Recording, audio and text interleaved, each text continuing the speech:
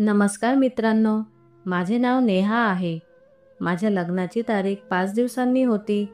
हे लग्न पूर्णपणे माझ्या पालकांच्या संमतीने होत होते. मी माझ्या पालकांच्या निर्णयावर आनंदी होते आणि मी त्यांच्या निर्णयाला आनंदाने मान झुकवली. हे नाते माझ्या पालकांच्या पसंतीचे आणि इच्छेने होते. यावर माझा कोणताही आक्षेप नव्हता. कारण मी कधीही घराबाहेर पडली नव्हती. मला बाहेरच्या जगाबद्दल आणि बाहेरील लोक कसे आहेत याची काहीच कल्पना नव्हती. मी माझ्या आईकडून ऐकले होते की बाहेरचे जग खूप क्रूर आहे. चुकूनही या जगात पाऊल ठेवू नका. हेच कारण होते की मी बऱ्याच प्रमाणात भित्री होते. माझ्या आत्मविश्वासाचा अभाव होता आणि याचे सर्वात मोठे कारण म्हणजे मी क्वचितच बाहेर जात असे. जर मला कधी कोणाशी बोलावे लागले तर मी ते मोठ्या कष्टाने करू शकेन. मी माझ्या आईकडून अनेकदा ऐकायची की दुसऱ्या घरी गेल्यानंतर मी कसे जगेन हे मला माहीत नाही. माझे लग्न 2 दिवसांवर आले होते आणि ही गोष्ट मला घाबरवत होती की माझे आयुष्य कसे घालवेन. पण मी माझ्या पालकांच्या निर्णयापुढे मान झुकवली होती की ते माझ्यासाठी जे काही करतील ते चांगलेच असेल. शेवटी लग्नाचा दिवस आला. माझ्या लग्नाच्या दिवशी बाबा खूप आनंदी होते. त्या दिवसात त्यांची तब्येत बरीच खराब होती, पण तरीही लग्नाची सर्व कामे ते स्वतःच पाहत होते. पाहुण्यांची वाट पाहण्यापासून ते जेवणापर्यंत बाबांनी स्वतः सगळं केलं. ते प्रत्येक गोष्टीसाठी इकडे तिकडे धावत होते. मी 2 भावांची एकुलती एक बहीण असल्याने त्यांना त्याचा आनंद कसा साजरा करावा हे कळत नव्हते. दोन्ही भाऊ माझ्यापेक्षा लहान होते आणि आमच्या घरची परिस्थितीही फारशी चांगली नव्हती. पण बाबा माझ्या लग्नासाठी वर्षानुवर्षे पैसे साठवत होते, जेणेकरून ते माझ्या लग्नाच्या जबाबदारीतून आनंदाने मुक्त होतील. आणि आज तो दिवस आला होता आणि बाबांच्या आनंदाला काहीच सीमा नव्हती. बाबांनी साठवलेल्या पैशातून लग्नाची तयारी शक्य वाटत नव्हती, म्हणून त्यांनी माझ्या लग्नासाठी कर्जही घेतले आणि माझ्या लग्नामुळे बाबा कर्जबाजारी झाले आहेत याची मला पूर्ण जाणीव होती. मला हे देखील माहीत होते की बाबांना हे कर्ज फेडणे खूप कठीण जाईल. मला त्यांच्याबद्दल खूप वाईट वाटले. बरं, माझं लग्न खूप आनंदात पार पडलं आणि लग्नानंतर मी माझ्या सासरच्या घरी आले तेव्हा सर्वांनी माझे खूप भव्य स्वागत केले. माझ्या सासरच्या लोकांना मला पाहून आनंद झाला. मी खूप सुंदर होते आणि जो कोणी मला पाहिल तो माझ्याकडे पाहतच राहायचा. मोठे काळे डोळे, दुधाळ पांढरा रंग, कमरेपर्यंत पोहोचणारे लांब काळे केस. हेच कारण होते की माझी आई मला क्वचितच घराबाहेर काढायची. मी तारुण्याच्या उंबरठ्यावर पाऊल ठेवताच माझ्या पालकांना माझी काळजी वाटू लागली. त्यांना भीती होती की माझ्या सौंदर्यामुळे काही विसंगती निर्माण होतील. माझ्या नवऱ्याने माझा फोटो आधीच पाहिला होता. त्याला विश्वासच बसत नव्हता की एवढी सुंदर मुलगी त्याची बायको झाली आहे. लग्नाच्या पहिल्याच रात्री माझ्या पतीने मला इतके प्रेम दिले की माझ्या आतून सर्व भीती नाहीशी झाली. मला खूप आनंद झाला आणि मी देवाचे आभार मानले की मला इतका प्रेमळ जीवनसाथी मिळाला आहे. एक दिवस असाच गेला, पण लग्नाच्या दुसऱ्या दिवशी मला पोटात हलके दुखणे का सुरू झाले ते मला कळत नाही. वेदना सौम्य होत्या म्हणून मी त्याकडे दुर्लक्ष केले. कारण लग्नाच्या काही दिवस आधीही माझ्या पोटात दुखत होते, पण काही काळानंतर हे दुखणे थांबले. आजही वेदना काही काळ चालूच राहिल्या आणि नंतर थांबल्या आणि संपूर्ण घर पाहुण्यांनी भरले होते. अशा परिस्थितीत मी आजारी असल्याचे कोणालाही सांगू शकत नव्हती. काही वेळाने माझे कुटुंबीयही आले, पण पुन्हा वेदना होऊ लागल्या आणि त्यामुळे मला अस्वस्थ वाटू लागले. माझी तब्येत हळूहळू बिघडत चालली आहे असे मला वाटत होते, पण तरीही मी ते सहन करत होती. कसे तरी मी चेहऱ्यावर खोटे हास्य घेऊन स्वतःवर नियंत्रण ठेवून बसले होते. माझा संपूर्ण वेळ अशा वेदनेत गेला. रात्रीपर्यंत घरात पाहुण्यांची संख्या काही प्रमाणात कमी झाली होती. माझ्या आईने मला माझ्या खोलीत आराम करण्यासाठी पाठवले. खोलीत आल्यानंतर मी सुटकेचा निश्वास टाकला. सकाळपासून बसल्यामुळे माझी पाठ कडक झाली होती आणि पोटातही तीव्र वेदना झाल्या होत्या.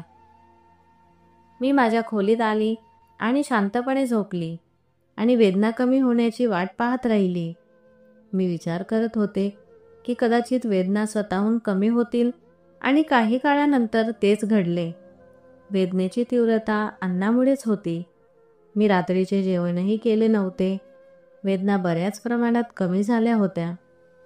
खरं तर त्या पूर्णपणे गेल्या होत्या. दिवसभराच्या कामामुळे मी थकली होती आणि वेदनेमुळे मला त्रासही होत होता. बेडवर झोपताच मला झोप लागली. माझा नवरा रोहित कधी खोलीत आला हे मला माहीत नाही, पण मला त्रास देणे त्याला योग्य वाटले नाही आणि तोही माझ्याजवळ झोपला. दुसऱ्या दिवशीही पाहुणे येत राहिले आणि जात राहिले, पण देवाची कृपा होती की आज मला अजिबात वेदना होत नव्हत्या. मला असेही वाटले की कदाचित बाहेरचे पदार्थ खाल्ल्यामुळे मला त्रास होत असेल. आज लग्नाचा 3रा दिवस होता. लग्नाच्या गोंधळामुळे सगळेच थकले होते. घरातले सगळे लग्नाचा थकवा दूर करत होते. सगळे उशिरा उठले होते. मी नवीन वधू होते, त्यामुळे मला उठवणे कोणीही योग्य मानले नाही. 10च्या सुमारास मी डोळे उघडले तेव्हा माझ्या नणंद माझ्यासाठी नाश्ता घेऊन आल्या. नाश्ता केल्यानंतर मी खोलीबाहेर आले आणि कुटुंबातील सदस्यांसोबत बसले. मग मला पुन्हा थोडंसं मंद वाटू लागले, पण मी तो माझा गैरसमज समजून तो झटकून टाकला आणि सर्वांशी हसून गप्पा मारून वेळ घालवू लागली. रोहितची मावशी, जी दुसऱ्या शहरातून आली होती, तीही आतापर्यंत घरात हजर होती. ती माझ्याकडे वरपासून खालपर्यंत पाहत होती. तिच्या एका नजरेने मी खूप घाबरले होते, कारण ती ज्या पद्धतीने माझ्याकडे पाहत होती त्यामुळे माझ्याकडे असे पाहून अगदी जवळचे लोकही घाबरायचे. हेच कारण होते की मला तिथे बसताना जास्त अस्वस्थ वाटत होते. म्हणून मी तिथून उठली आणि माझ्या खोलीत आली. पोटदुखी पुन्हा वाढू लागली आणि त्यासोबतच काकूंची नजर माझ्या शरीरात जाताना मला जाणवत होती. खोलीत आल्यानंतर मी सुटकेचा निश्वास टाकला. दुपार झाली होती, म्हणून मी थोडा वेळ झोपण्याच्या उद्देशाने बेडवर झोपली आणि विचार केला की अशा प्रकारे माझ्या वेदना कमी होतील. विचार करत असताना मला कधी झोप लागली ते मला कळालेच नाही. मला काय करावे कळत नाही. संध्याकाळी माझे डोळे उघडले. मी काही वेळ बेडवर असंच पडून राहिली. मला उठण्याची अजिबात इच्छा नव्हती, पण मी एक नवीन वधू होती आणि मला प्रत्येक पाऊल विचारपूर्वक टाकावे लागत होते. माझ्या आईच्या घरी मी जेव्हा वाटेल तेव्हा झोपायची. हात आणि चेहरा धुवून मी खोलीत आली तेव्हा अचानक माझ्या पोटात पुन्हा वेदना जाणवू लागल्या. मी त्याकडे दुर्लक्ष केले आणि देवाला प्रार्थना करू लागली की माझ्या पोटातील वेदना कमी व्हाव्यात. पण यावेळी वेदना कमी होण्याऐवजी आणखीच वाढत होत्या. पोटात दुखणे तीव्र झाले होते. माझी प्रकृती अधिकच बिकट होत चालली होती. मला पोटदुखी होत आहे हे कोणालाही हाक मारून सांगण्याचीही हिंमत झाली नाही. त्यावेळी रोहितही घरी नव्हता. मी बराच वेळ अशाच वेदनेने तडफडत घालवला. बऱ्याच वेळानंतर जेव्हा रोहित घरी आला तेव्हा माझी बिघडणारी प्रकृती पाहून त्याने मला माझ्या तब्येतीबद्दल विचारले, कारण माझा चेहरा पूर्णपणे फिकट पडला होता. जेव्हा माझ्या पतीने माझी अवस्था पाहिली तेव्हा त्यांनी मला डॉक्टरकडे नेण्याचा आग्रह धरला. मला डॉक्टरकडे जायचे नव्हते, म्हणून मी घरी उपलब्ध असलेले पोटदुखीचे औषध मागितले. तो शांत झाला आणि घरी उपलब्ध असलेले पोटदुखीचे औषध आणून मला दिले. पण औषध घेतल्यानंतरही मला वेदना कमी होत नव्हत्या. पण काही काळानंतर वेदनेची तीव्रता कमी होऊ लागली, पण ती पूर्णपणे थांबली नाही. 1-2 तास शांततेत गेले आणि माझा नवरा रोहितही आता निश्चिंत झाला. सर्वांनी एकत्र जेवण केले, पण मी फक्त थोडेच जेवले, कारण मला अजूनही हलके वेदना होत होत्या. रोहित म्हणाला की जर तुला बरे वाटत नसेल तर तू खोलीत जाऊन आराम कर. मीही लगेच उठले आणि माझ्या खोलीत आली, कारण मलाही झोपावेसे वाटत होते. मी झोपून थोडाच वेळ झाला होता की अचानक माझ्या पोटात वेदनांची तीव्र लाट आली आणि मी ओरडले. सगळे माझ्या खोलीत आले. माझी अवस्था पाहून रोहित काळजीत पडला. त्याने मला फटकारले आणि म्हणाला की मी तुला आधीच सांगितले होते की चल डॉक्टरकडे जाऊया, पण तू ऐकले नाहीस. लग्नाचा 3रा दिवस होता आणि मी त्याच्यासोबत जायला घाबरत होते, पण रोहितने माझे ऐकले नाही आणि मला तयार होण्यास सांगितले आणि तो स्वतः तयार होऊ लागला. तयार होऊन मी खोलीबाहेर आली तेव्हा सासूलाही माझ्या तब्येतीची काळजी वाटत होती. डॉक्टरांकडे पोहोचल्यानंतर आम्ही दोघेही आमच्या पाळीची वाट पाहत बसलो. माझ्या पोटात इतके दुखत होते की मी बसू शकत नव्हती. वेदनेच्या तीव्रतेमुळे मी चालायला सुरुवात केली. मला कोणत्याही क्षणी शांती मिळत नव्हती. माझी अवस्था वाढत होती. माझी बिघडणारी तब्येत पाहून रोहित काळजीत पडला होता. जेव्हा माझी तब्येत आणखीच बिघडली तेव्हा माझ्या पाळीची वाट न पाहता तो डॉक्टरकडे गेला आणि त्यांच्याशी बोलला. डॉक्टरांनी मला पटकन आपत्कालीन कक्षात नेले आणि माझी तपासणी करायला सुरुवात केली. त्यांनी विचारले की मला कुठे वेदना होत आहेत, म्हणून मी माझ्या पोटाच्या ज्या भागात वेदना होत आहेत त्या भागावर हात ठेवून त्यांना सांगितले. डॉक्टरांना माझ्या पोटदुखीचे कारण समजले नाही, पण तरीही त्यांनी आम्हाला काही औषधे दिली आणि घरी पाठवले. घरी परतल्यानंतर मी औषधे घेतली. थोडा आराम वाटला आणि मी झोपी गेली. सकाळपर्यंत वेदना पूर्णपणे नाहीशी झाली होती. मी पूर्वीसारखीच ठीक होते, पण संध्याकाळपर्यंत माझी प्रकृती पुन्हा बिघडली आणि मला पुन्हा रुग्णालयात नेण्यात आले. यावेळी डॉक्टरांनी मला अल्ट्रासाऊंड करण्याचा सल्ला दिला आणि अल्ट्रासाऊंड रिपोर्ट पाहिल्यानंतरच काहीतरी कळू शकेल असे सांगितले. अल्ट्रासाऊंड रिपोर्ट यायला अजून काही वेळ होता. त्याचवेळी मला पुन्हा आपत्कालीन कक्षात नेण्यात आले आणि डॉक्टरांनी वेदना कमी करण्यासाठी मला पुन्हा इंजेक्शन दिले. थोड्या वेळाने अल्ट्रासाऊंड रिपोर्ट आला. डॉक्टर अल्ट्रासाऊंड रिपोर्ट घेऊन माझ्यासोबत उभे होते. रोहितही माझ्यासोबत बसला होता. मी हॉस्पिटलच्या बेडवर पडले होते. अल्ट्रासाऊंड रिपोर्ट पाहिल्यानंतर डॉक्टरांच्या कपाळावर सुरकुत्या पडल्या. ती बराच वेळ रिपोर्ट पाहत राहिली, पण काहीच बोलली नाही. शेवटी रोहितने डॉक्टरांना विचारले की रिपोर्टमध्ये काय आहे. डॉक्टरांनी जे सांगितले ते ऐकून मला धक्काच बसला. रोहितही डोळे उघडे करून डॉक्टरांकडे पाहू लागला. डॉक्टर काय बोलत आहेत यावर माझ्या कानांवर विश्वास बसत नव्हता. क्षणभर मला डॉक्टर काय म्हणाले ते समजलेच नाही. माझी अवस्था अशी झाली की माझ्या शरीरात जीवच राहिला नाही असे वाटू लागले. रोहित डोळे उघडे ठेवून डॉक्टरकडे पाहत राहिला आणि मग त्याने माझ्याकडे अशा डोळ्यांनी पाहिले की मला असे वाटले की पृथ्वी फाटून मी त्यात अदृश्य व्हावे. रोहितच्या डोळ्यात माझ्याबद्दलचा अविश्वास मला स्पष्ट दिसत होता. तो माझ्याकडे अशा प्रकारे पाहत होता जणू मी चोर आहे आणि मी फक्त परिस्थिती समजून घेण्याचा प्रयत्न करत होते की मी डॉक्टरांना काय उत्तर द्यावे किंवा माझ्या पती रोहितला काय उत्तर द्यावे. जणू काही माझे मन सुन्न झाले होते. माझे जग एका क्षणात उलटे झाले होते.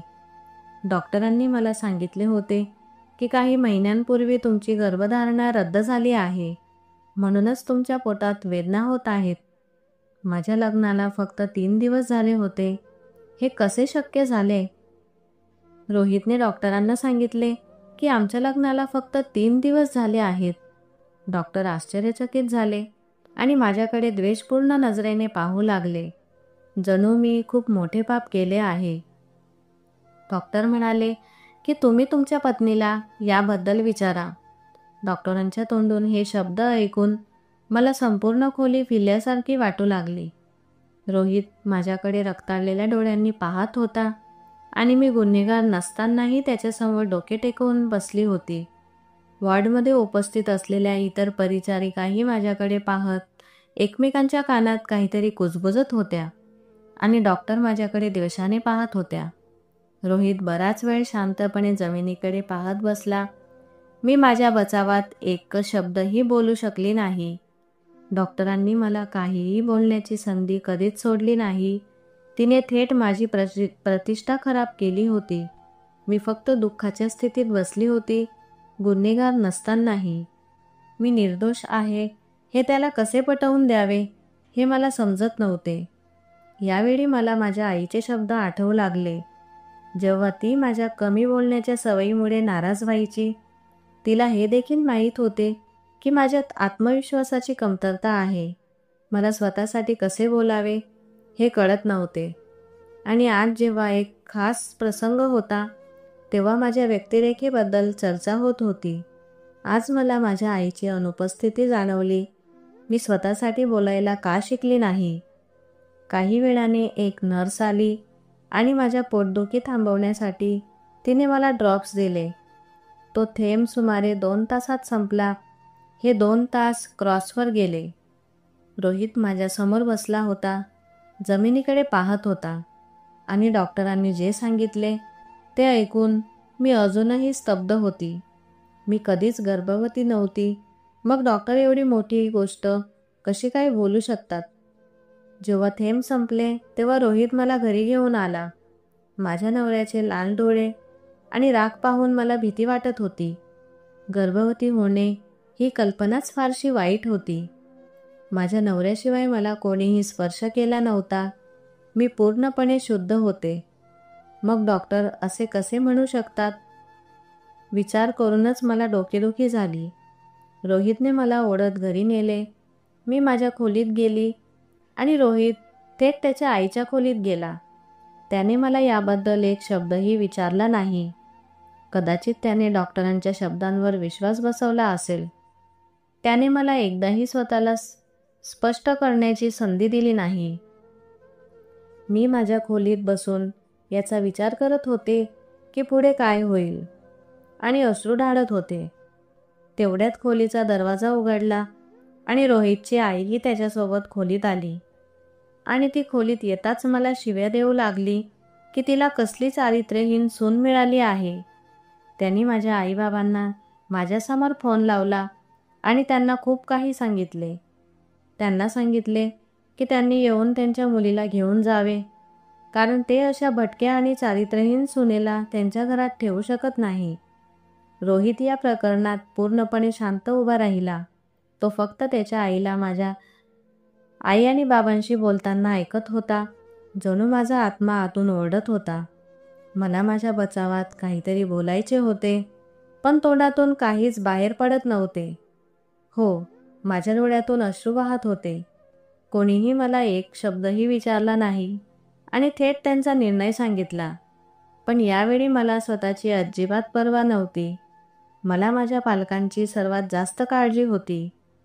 हे सर्व ऐकल्यानंतर त्यांना काय सहन करावे लागेल याचे मला माहीत होतं की माझ्या बाबांनी किती अडचणींनी माझं लग्न केलं आहे. किती ठिकाणाहून कर्ज घेतलं होतं. कर्ज फेडणं तर दूरच होतं, त्यांना हेही माहीत नव्हतं की त्यांच्यावर किती कर्ज जमा झालं आहे. लग्नाच्या 3ऱ्या दिवशी एक नाटक सुरू होत माझी सासू सतत मला ऐकत होती आणि मला माहीत नाही की ती माझ्याबद्दल कोणते वाईट शब्द वापरत होती. रोहित माझ्याकडे द्वेष आणि रागाने पाहत होता. तो मला घटस्फोट द्यायला तयार होता. तो फक्त माझ्या आई आणि बाबांची वाट पाहत होता. मी घाबरून एका कोपऱ्यात गुन्हेगारासारखी उभी होती. माझी सासू देवाचे आभार मानत होती आणि लवकरच माझे सत्य त्यांना कळाले आणि ते माझ्यापासून वाचले. काही वेळाने माझे आई वडील वाईट परिस्थितीत माझ्या सासरच्या घरी पोहोचले. त्यावेळी आम्ही सर्वजण हॉलमध्ये उपस्थित होतो. सर्व बाजूंनी मला टोमणे मारले जात होते. तिथे उपस्थित असलेला प्रत्येक जण माझ्याकडे तिरस्काराने पाहत होता. मी फक्त एका कोपऱ्यात उभी राहून रडत होते. त्याशिवाय मला काय करावे हे समजत नव्हते. रोहितची काकू देखील माझ्या सासूला सांगत होती की तिने लाखो वेळा सांगितले होते की अनोळखी लोकांमध्ये लग्न करू नको, पण तू माझा एक शब्दही ऐकला नाहीस आणि तुझ्या मुलाचे लग्न अनोळखी लोकांमध्ये लावलेस. रोहितची काकू या लग्नाच्या विरोधात होती, कारण तिला तिच्या मर्जीनुसार रोहितचे लग्न करायचे होते. पण माझ्या सासूबाई स्वतःच्या मर्जीनुसार रोहितचे लग्न करून देण्यावर ठाम होत्या. माझी आई आणि बाबा हॉलमध्ये येताच मी त्यांच्याकडे धावली आणि त्यांना मिठी मारली व रडू लागली. आईने मला शांत करण्याचा प्रयत्न केला, पण माझे रडणे आणखी वाढले. मी इतके तास ज्या त्रासातून जात होती ते आता अश्रूंच्या रूपात बाहेर येऊ लागले. माझ्या सासूबाईंनी माझ्या वडिलांना तिच्यासमोर बसवले आणि त्यांना त्यांच्या वाईट चारित्र्याची मुलगी त्यांच्यावर का लादली याबद्दल खूप गोष्टी ऐकवल्या. माझी आई माझ्या चारित्र्याची निंदा करत होती आणि असं वाटत होतं की जणू माझ्या वडिलांचे डोके झुकले आहे. माझी आई माझ्या सासू आणि नवऱ्याला खात्री देत होती की काहीतरी गैरसमज झाला असेल आणि त्यांची मुलगी तशी अजिबात नाही. पण ते कोणताही शब्द किंवा कोणतेही स्पष्टीकरण ऐकण्यास तयार नव्हते. त्यांना फक्त तुमच्या मुलीला येथून घेऊन जा यावर जोर ते देत होते. आता त्यांना मला घरात क्षणभरही सहन करायचे नव्हते. रागामुळे रोहितचीही अवस्था वाईट झाली होती. त्याने माझा हात धरला आणि माझ्या वडिलांना दिला आणि म्हणाला की तुम्ही तिला घेऊन जा. मी आता तिला माझ्या घरात सहन करू शकत नाही. काही दिवसात घटस्फोटाचे कागदपत्रेही तुमच्या घरी पोहोचतील. घटस्फोटाबद्दल ऐकताच माझ्या वडिलांनी रोहितच्या पायावर डोके ठेवले आणि थोडा वेळ मागितला. रोहितला माझ्या वडिलांची स्थिती पाहून दया आली आणि तो काही दिवसांसाठी सहमत झाला आणि म्हणाला की मी तुम्हाला आणि तुमच्या मुलीला थोडा वेळ देत आहे. जर तुम्ही लोक तुमच्या मुलीचे निर्दोषत्व सिद्ध करू शकला नाहीत तर मी तिला माझ्याकडे ठेवणार नाही. हा थोडा वेळ माझ्यासाठी आणि माझ्या आईवडिलांसाठी पुरेसा होता. इतक्या वेळात मी माझी निर्दोषत्व सिद्ध करू शकेल. माझे आई आणि बाबा मला घरी घेऊन आले. घरात खूप गोंधळ होता.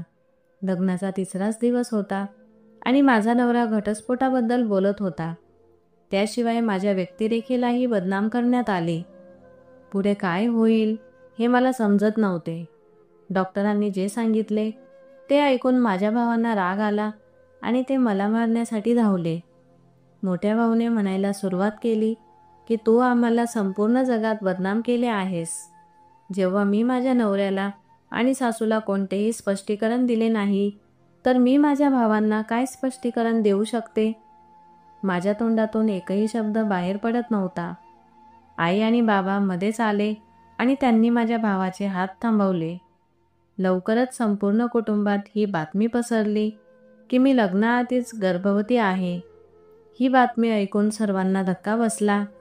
आई आणि बाबा रात्रभर त्यांच्या खोलीत बसून माझ्याबद्दल विचार करत होते आणि मी माझ्या कालबद्दल विचार करून चिंतेत पडली होती.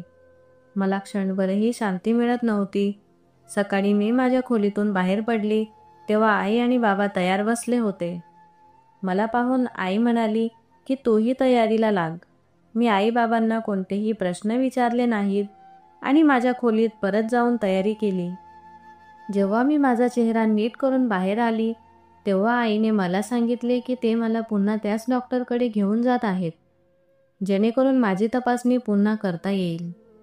कारण माझ्या आई-बाबांना असे काही होऊ शकते यावर विश्वास नव्हता.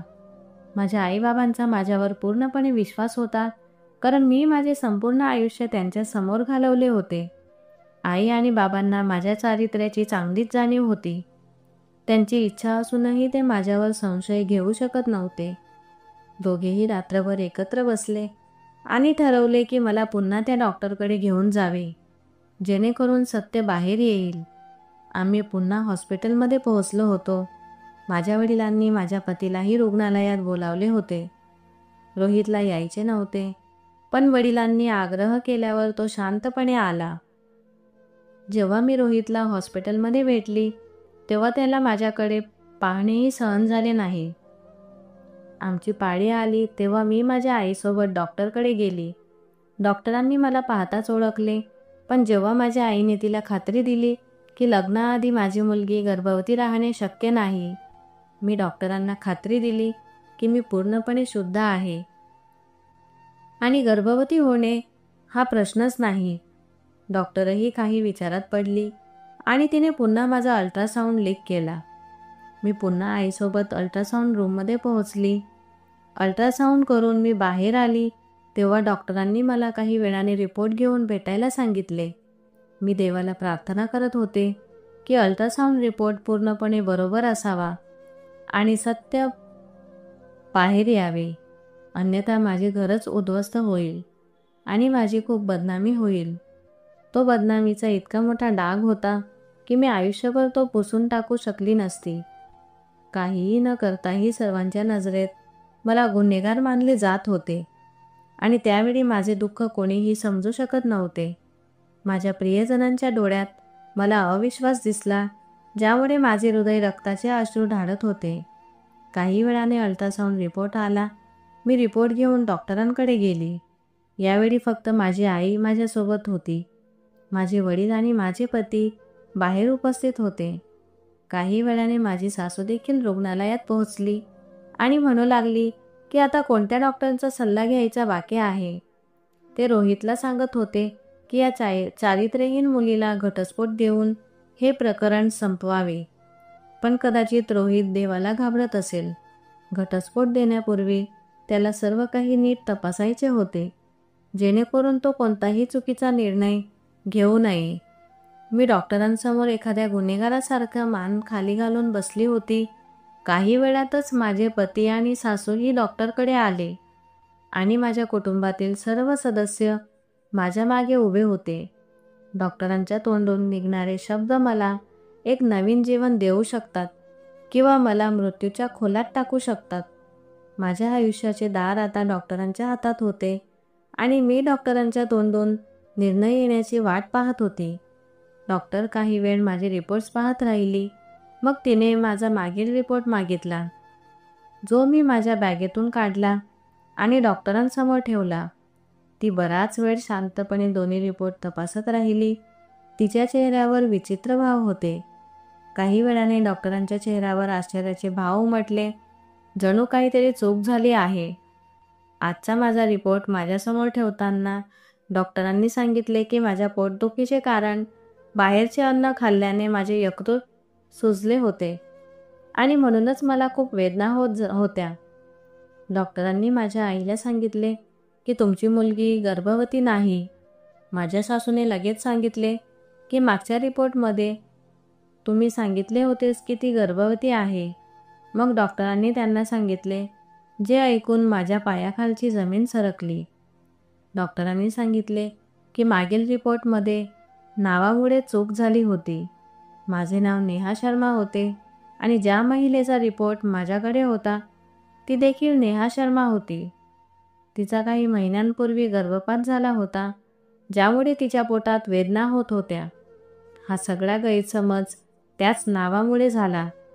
डॉक्टरांनी त्यांची चूक मान्य केली आणि आम्हा सर्वांची माफी मागितली. त्यावेळी देवाची आठवण करून माझे हृदय रडू लागले.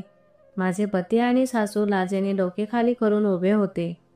माझे वडील पुन्हा आले आणि मला मिठी मारली आणि म्हणाले की हे सर्व गैरसमजाचे परिणाम आहेत आणि अशा प्रकारे माझे घर उद्ध्वस्त होण्यापासून वाचले. रोहितने माझी माफी मागितली. मी रोहितला माफ केले, कारण ती त्याचीही चूक नव्हती.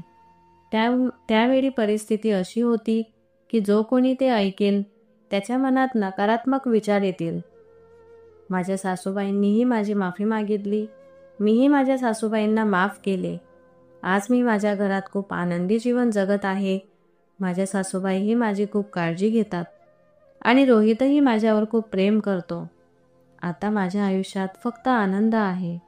मित्रांनो, कुठल्याही गोष्टीवर लगेच विश्वास न ठेवता शहानिशा केली तर चांगले असते. जर आज माझ्या आईवडिलांनी परत रिपोर्ट काढला नसता तर माझे घर उद्ध्वस्त झाले असते आणि माझा पती आणि माझी सासूबाई जर आली नसते तर त्यांना कदाचित असे वाटले असते की डॉक्टरांनी मिळून रिपोर्ट बदलला आहे. परंतु तेही माझ्यासोबत आले, त्यामुळे खऱ्या अर्थाने आज मी निर्दोष मुक्त झाली. म्हणूनच कुठल्याही गोष्टीचा निर्णय लावण्याआधी आपण दोन्ही बाजूंचा विचार करूनच सत्याचा तपास लावावा आणि मगच निर्णय घ्यावा. मित्रांनो, जर तुम्हाला आमची कथा आवडली असेल तर व्हिडिओला लाईक करा आणि आपल्या मित्रांसोबत शेअर करायला विसरू नका. जर तुम्ही चॅनलवर नवीन असाल तर चॅनलला सबस्क्राईब करा. आपण पुन्हा भेटूया एका नवीन कथेसह. धन्यवाद.